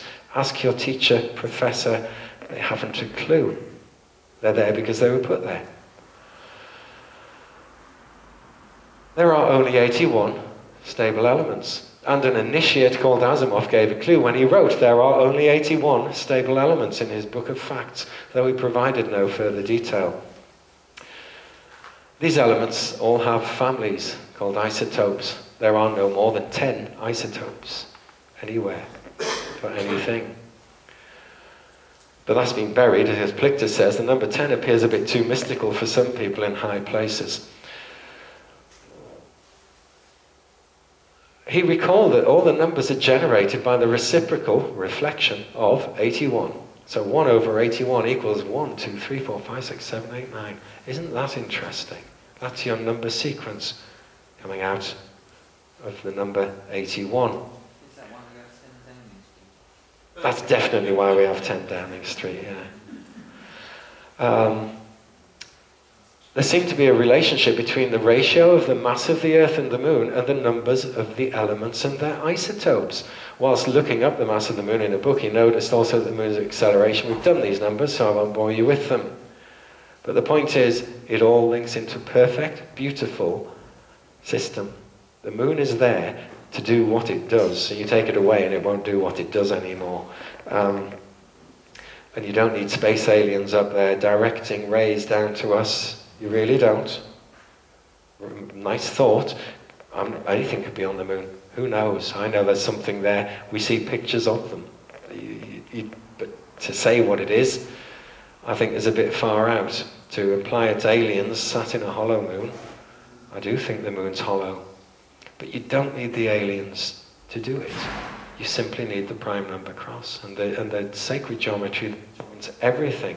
Once you know that, you can interfere with it. And that is the solution to everything, incidentally. Interfering with the enemy's sacred geometry. That's the way I've seen it since I learned some of this stuff. It shows a way to get rid of them. On the basis, a bit Harry Potterish, but every magic spell has its counter spell. I've been chasing John Dee's magic mirror, which we'll get on to shortly. Yes, we will. And ironically, although I'll probably be proved wrong on this, it could be up in Alnwick Castle in Northumberland, which is where they filmed Harry Potter, and it's just up the road from me. Probably wrong, but it's very interesting. That's because his John Dee's best buddy was the Duke of Northumberland, and so on. Plichter's prime number cross unifies with Harrowmane's geometry and actually explains the very source of all of that, and therefore all sacred geometry. Go compute. On evil, it was beyond God's power to put a stop to evil and expel it from the universe, for it's present in the world in such sort that it is manifestly an inseparable part thereof. This is your duality. It's built into everything. But basically you were provided with a mind, intellect, knowledge and intuition, and it's in virtue of these gifts that we stand higher than the beasts, and by these alone we're enabled to shut the traps and deceptions out. This is thousands of years ago they're talking about this stuff. Iapetus, sorry, just threw another random one in talking about the Moon. You've all seen this by now. If you haven't, please go and look. Fascinating. And it's the guy who published these that I was talking about before with the tetrahedral physics. Yeah, there you go. Lucifer, the Jesuit telescope. Why would you, if you're a Roman Catholic Church, why would you call your telescope Lucifer? And why would you call it the large binocular telescope near infrared utility with camera and integral field unit for extragalactic research, just so it can look vaguely like Lucifer? It's like, interesting. Now I was going to do a sausage at a bar mitzvah joke there, but we won't do that one. The next day, Bowie's lyrical critique of the priesthood, I don't know. The priesthood certainly went up in arms when he released the video to it. First they give you everything that you want, and they take back everything you have. They live upon their feet and they die upon their knees. They can work with Satan while they dress like the saints. They know God exists, for the devil told them so. Jinn, angels, reptilian complex, meme or archon. What are these things? From the virus of the mind, Richard Brody, the guy who created Microsoft Word, a savant, basically. The most profound insight from memetics is that your thoughts are not always your own. You catch thoughts, you get infected by them directly and by other people. Sorry, and indirectly from viruses of the mind. There are 3 universes where viruses exist. The universe of biology, computers, and the mind. You could say biology is the mind, but no. Take the point. Is that space-time and number? The key to a successful profit virus is having an incentive to evangelize or enroll new people. The temple and the money changers are symbiotic and act as one organism. The reason faith works is that when people believe they have a purpose in life, they get things accomplished that they otherwise wouldn't. Well, there's a truism. You don't have to have faith in any particular God or any particular thing, but whatever you have your faith in, it will help you through. Current religious history places the invention of hell, meme, with the Jews under Roman oppression. And they did. They invented it. So there. Go read it. A religion formed in this way as a cultural virus evolves not towards truth, not towards a betterment of its adherents, but towards more effective means. Meme evolution is not designed to benefit the individual. Key point, this next one. The very act of asking people a question can create or reinforce a meme in their minds. Asking enough of the right question will actually change their belief system. And a brief reminder there, because there are 2 forms of space, please keep in mind that there's got to be a life form for each one. That's the concept you're working with here. So, truth finders out there, there is a problem with this meme that I will program myself with the truth. You can't ever know the truth of the whole universe, and the best you can do is come up with a simplified model that works most of the time. It's believing these models that plays the devil. I've just shown you a simplified model of the whole of creation. The point is, it's not simplified, it is simple. And it's not a model. Sacred geometry is a model. But take the point. People have modeled creation throughout history. You get the model wrong, everything you build on it is wrong as well. As nice as it may be to imagine that we're evolving towards a better, more civilized, more compassionate world, what we're really evolving towards is a world full of memes and mind viruses that replicate better. It's even technological nowadays. It's time-consuming to know the truth beyond a certain point anyway, as everyone in the truth movement has found out. At what point does your head disappear up your own bottom? The truth is always based on some set of assumptions. So what is truth? And the more you understand your programming, the less anything looks like truth. So, let's take the space mirror concept. Here, the guy who wrote the book is of the neo-Darwinian school. That's Richard Dawkins and others like him. Pure scientism. But what if the simplified model of the truth of the whole universe was found? Just what if it had been? What if that model was fully testable by direct perception, philosophy, and back to those 8 Vedic truths, and using trivium and quadrivium too? What if it proved in every respect without a single flaw? You don't have to go too far to realize that it's a proof of concept to end all proofs, if you were to go and look for yourself. And this is intentional design. It proves a designer. Ponder. Because that is our number system. It's been there for us throughout history. I know number systems have changed and all that, but not the core elements we're talking about. It's been there. All you ever didn't know was you had to put it in a circle. But what has every esoteric tradition told you? What do they investigate? The circle. The squaring of the circle. The width of a circle. Why? Are they all mad? No. It's to do with the geometry and the numbers that lies behind it. What if it had already long been known? It is the basis of hermeticism after all. The prime number cross does, and I couldn't do it for you, but it does go back into that. So, more questions for you.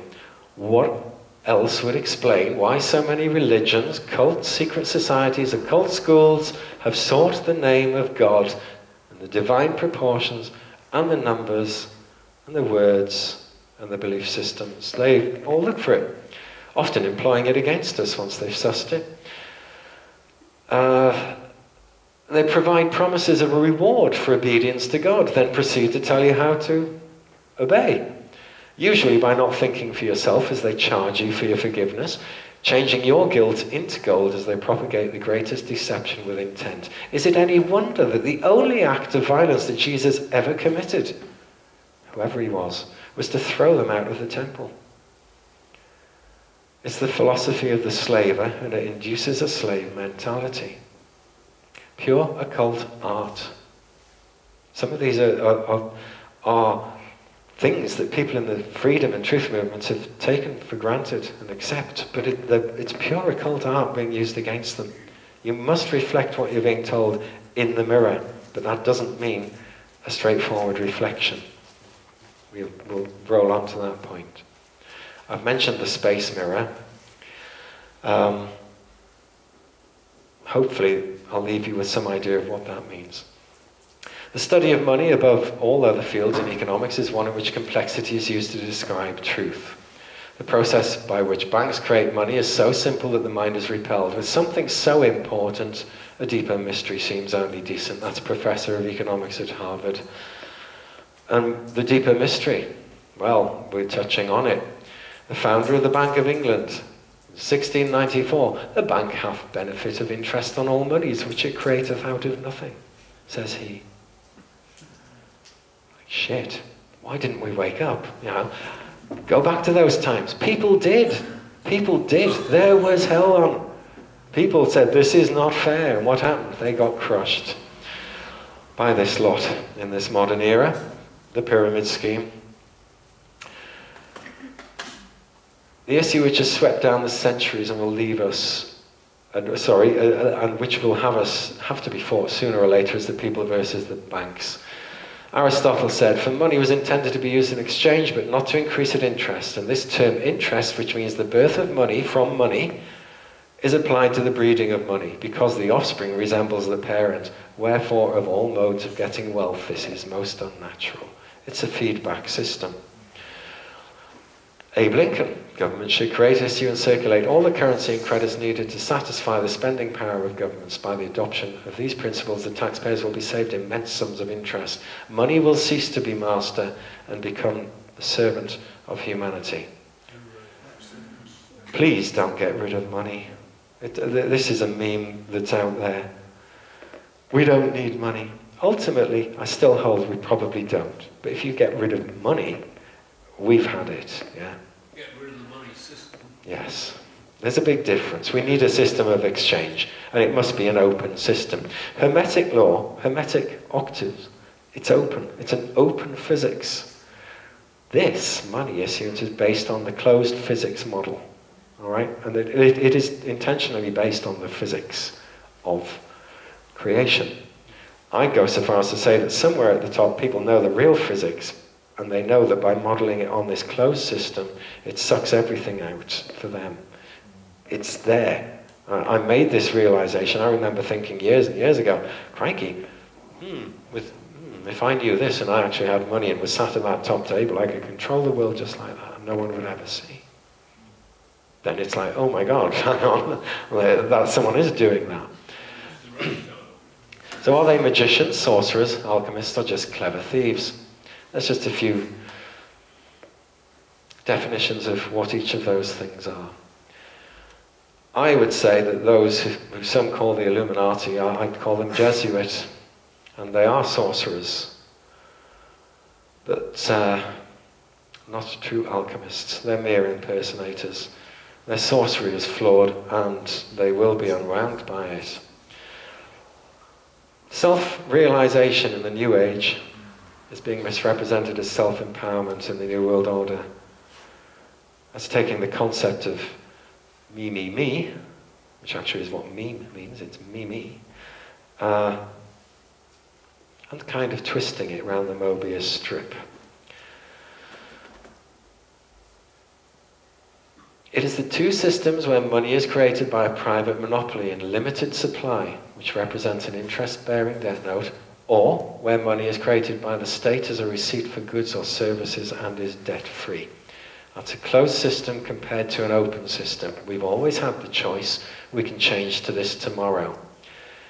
In the former, the system of money is closed, and there is never as much money in circulation as there is debt, and hence scarcity becomes the order of the day, as limited supplies of money compete for limited goods, resource, and energy. In the latter system, money is open and can expand as the economy, whose goods and service it represents as receipts, expands with it. In terms of an analogy to physics, the former system can never function at over unity, whereas in the latter, it must. Creation of wealth. Pure creation of wealth. Which is why they want you to believe in this day and age that fractional reserve is the great evil. I'm not saying it's a good thing, but it ain't the great evil. The bankers brought the system down, not on the back of fractional reserve. It helped them. But you must understand, fractional reserve is legal. It's lawful, it's legal. Moral, I don't know, it's another thing. You can't take them to court on that. You can't take them to court on the fact that they were lending at loan to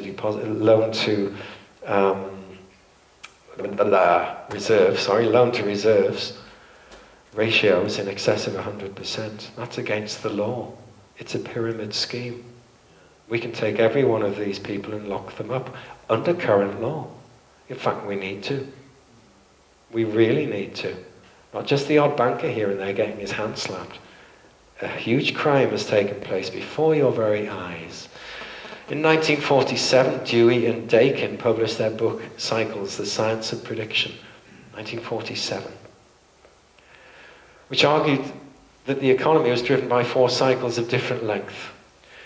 Dewey devoted his life... I'll stop reading that. What they did, right, was they got every bit of data on every damn thing they could ever collate. And they collated it, whether it was the life cycle of a flea, an economic life cycle, the life cycle of a planet. They did everything, all data they took in and looked for patterns in it. And they found patterns, and it was published. They found them, and it was linked to the astrological dynamics, astrology. They point out very clearly that astrological cycles can either enhance or fall. Yeah? You can't, if the cycle is going up, you can't stop it and bring it down. They can't do that. They cannot control that. But what they can do is at the right Pythagorean kick points in the evolution of that octave, which their computers define for them now. They used to have to work this stuff out. It's just for them there now. They know when to intervene. Simple as that. On a real human basis, they know the cycles of money. They know the cycles of everything. And they play them. So if something's going down, well, you've just got to give it a little kick and it goes down fast. Nothing can stop it. This is how they do it. And the data has been there since 47. And they do work on this and other knowledge like that in the city. In fact, as Farrell points out, and I know this myself, in the city there are econophysicists. You know there's a great shortage of physicists and so on over the last few years. That's because the city took them all. They work there. They got 4 times the salary for leaving their physics rooms and going to work for the banks. Econophysics. Money is a new form of slavery. Blah, blah, blah. We know this now. Alchemy. More about the banks. Dr. John Dee. I know we'll have to draw this to a close. As I say, it could go on forever. I'll try and get to the key points now, because I believe there's a solution. Very briefly though, Dr. John Dee even, a great mind, and he scientifically investigated the occult, and there's a great story behind it. In his story, he talks about or you can read about the Queen visiting him and looking in his magic mirror, where when she struck herself with a sword, the same hand came out of the mirror. So if you think about it, you could shake hands with yourself. In the mirror she looked in, you could shake hands with yourself. What's that? That's the space mirror defined x squared, y squared geometry. And what I'm pointing out here is that I think this was sussed back in the time of John Dee, this geometry, and it lies behind just about everything today. I can't prove that, I might even be completely wrong, but it's there in front of my face in the work of John Dee. And indeed there's one or two other things in his work as well which should at least cause you to pick your eyes up. In Plato's Timaeus, he describes a reflective surface consisting of two mirrors at right angles. Such a mirror reverses its image in space and always gives three reflections. From the center of the mirror, space is broken up at right angles into 4 quadrants. Basically, this mirror shows you as everyone else sees you. You've never seen yourself, ever. Not in a mirror, not anywhere. This mirror, you see yourself. Ponder. Because it's that geometry that lies behind the realization that they've made, and I would argue, centuries ago. That certain individuals do see visions when gazing into transparent reflective surfaces is a well-established fact that can be regarded as an item of psychological knowledge. It's not under dispute. What you need to question is what these visions are and how to interpret them and how it can happen in the first place. If you stand in front of the space mirror, and we are constructing one, or Kevin is, hopefully, you can, in the right circumstances, see your thoughts in the space between you and the mirror. If you thought of an elephant, you'd see an elephant. But the problem is, if I was doing that now, so would you. These experiments have been done. John Dee, there's the tetrad as a pyramid with a tornado coming out the top. Rosicrucian.org. Incidentally, the Rosicrucians are a spin-off of John Dee's buddy. That's where Rosicrucianism came from. Arguably it merged with Giordano Bruno and his secret society and became the Illuminati, at which point they got trashed, you might say, by the Jesuits. Zipping through to the end, Hurricane Wilma had a 2 in the eye of it. That was seen on live TV. How the hell can that happen?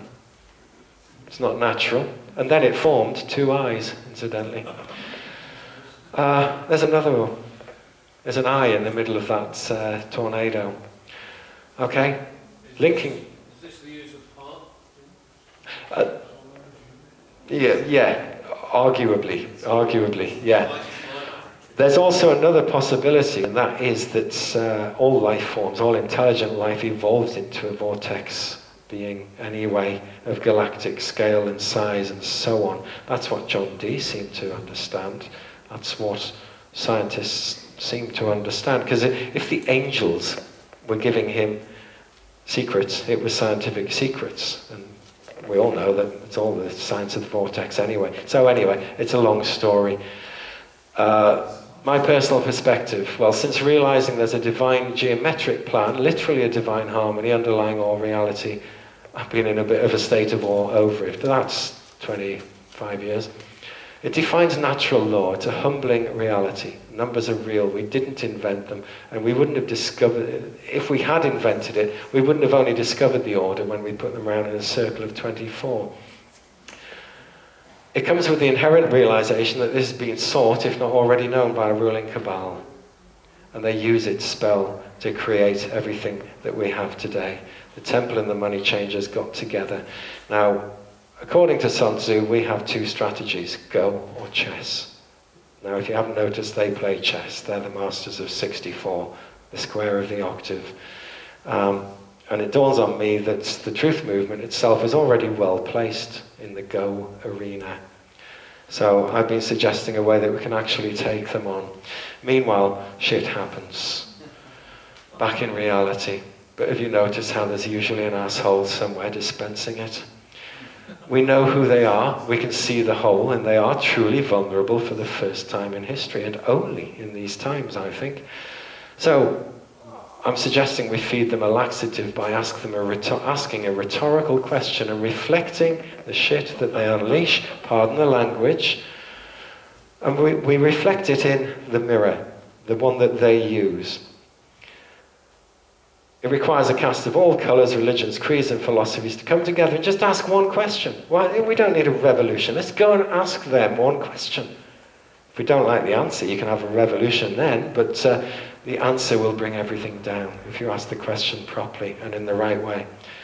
So the auditions for this are real. But what is the question, and should we even utter it until the moment that we go and ask it? Action. One has to be, but paradoxically, in order to be, one must first do. Then one is.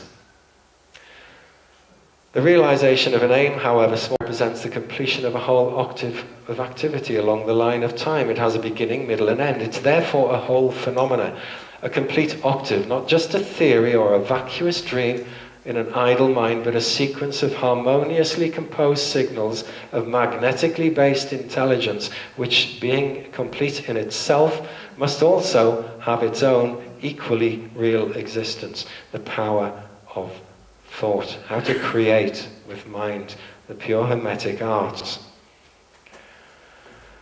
Hold a mirror up to them. That is actually happening now. They're holding mirrors up to policemen. Brilliant. We can't remove them, but we can remove their cornerstone and laugh as their structure crumbles. That's their control over our currency. It's an illusion, a real one, with consequences. They've taught a generation to understand the dialectic they employ against us, but we forget. We know this because they've told us it's so. There is perhaps more to it. The mirror does have real power, as you see above, so turn it on them literally, metaphorically, and rhetorically. Natural law demands that we come together to stage a passion play of our own, not to give protest or to demand anything, merely to ask a rhetorical question, even in silence. Give them nothing, no thing. Be nothing but the question and the intent behind it. They must parley, incidentally, Rule 17 of their occult law handbook. You've seen the pirates. They must parley if you ask them in the right way. So let's call them out. But if you're not ready to accept their answer, then don't ask it. We don't need an answer, nor do we actually want one. It's irrelevant. It's the question which is the key. And this lies at the basis of Arthurian law and romance, and it's surely no coincidence either. These movements, the truth movement, were replete with artists, writers, musicians, thinkers, activists, bohemian hermits. We have all we need. We can write and script and stage the show. Literally as a work of hermetic art. A complete and harmonious octave of resonance to rock their world and reflect the spell they cast through their own mirror of deception. In a magical kind of way, it can't work. This is occult philosophy and science to be used against them. In plain English, what I'm saying is, if one day we get off our asses and go to London, we can literally destroy the spell. We literally can. We don't need a riot. But we would be unwise not to realize that we would be unleashing on these centuries of forces, and they're not going to let this go. They will attack. They always have, and they will again. And this is where I've been misinterpreted in the past. I'm not saying let's have a violent revolution. I'm saying it will come to that at some point, won't it? So let's have one, but not a violent one. Yes? Guy told me that there can't be a revolution in this country anymore because it happened 4 centuries ago, the English Civil Wars. So nobody in this country anymore would have the stomach for a revolution. No, I get that, and we don't need one. Hell, I mean, I could stand here and say, let's go and kick their asses, but the truth is they kick our asses in no time at all, and we get nowhere. They do have a monopoly on violence, but at some point, they won't. If we don't do something, at some point not too far down the line, people are going to rise up, and that's what they want. So we should rise up, literally stage a passion play, but with one thing in mind and one thing only. Ask them a question, a rhetorical one, that they can't answer. And even if they tried, their answer or their silence is equally condemning. So what is that question? What question would you ask them? Well, why do you run paedophile rings? Why do you do this? Why do you do that? That's great. You would get nowhere, and the public wouldn't wake up to it. But if you ask the question, and I'm not uttering it, but it's along the lines of, why do you issue our currency as a debt through a private institution? Why are these people lending us our money when you, our government, can change this tomorrow? Can you tell us? Yeah, that's a good question. But only the financial one. Nothing else. No protests. The problem with the Occupy St. Paul's was that everyone either had their own thing they were protesting over or didn't even actually protest. They didn't know what they were there for. People interviewing them, what are you protesting about? Gay rights or this right or that right? All great stuff needs protesting about. Doesn't change the world. Do you know 100,000 people actually put their damn names to the beer escalator, to remove the beer escalator? 1 penny off a pint of beer. 100,000 people.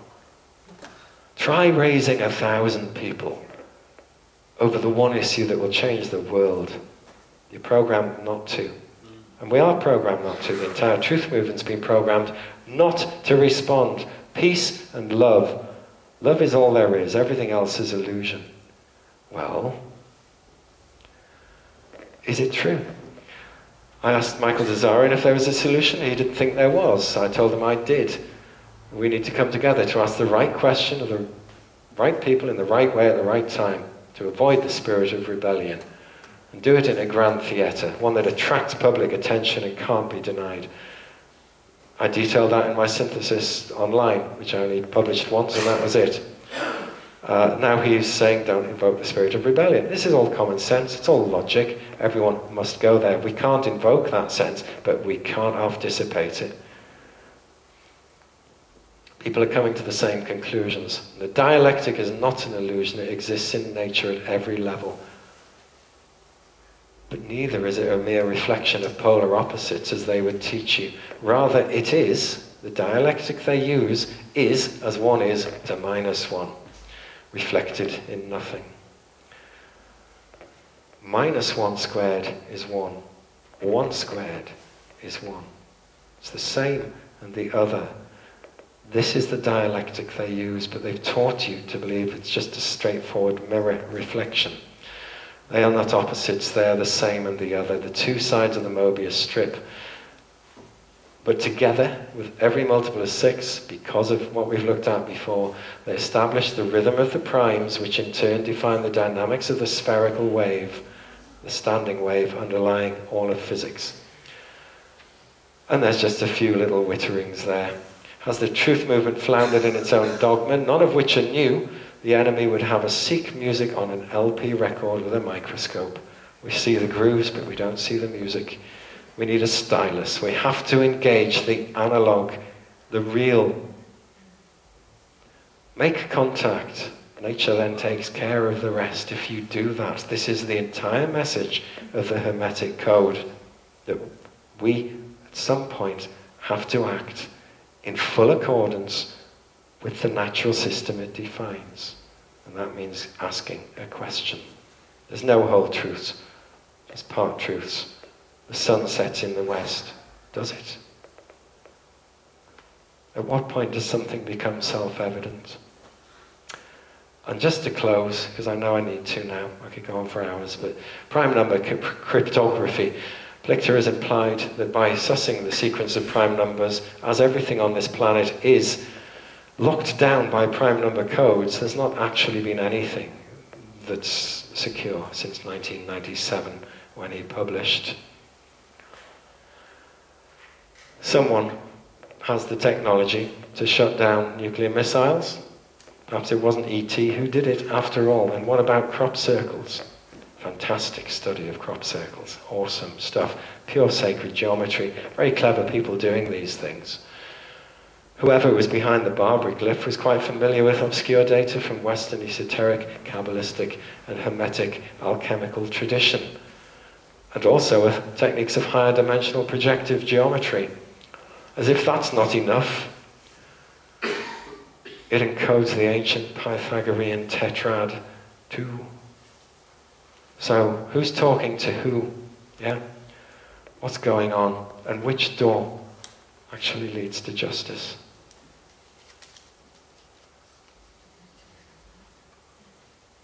So, it's a nice closing point, I think. And as I referred to David Bowie quite a bit, for reasons that would have become obvious if we'd been playing a bit of music and stuff. And in the same spirit as he said it, this show will stay the longest in our memories, not just because it's the end of the tour, but it's the last show we'll ever do. Thank you.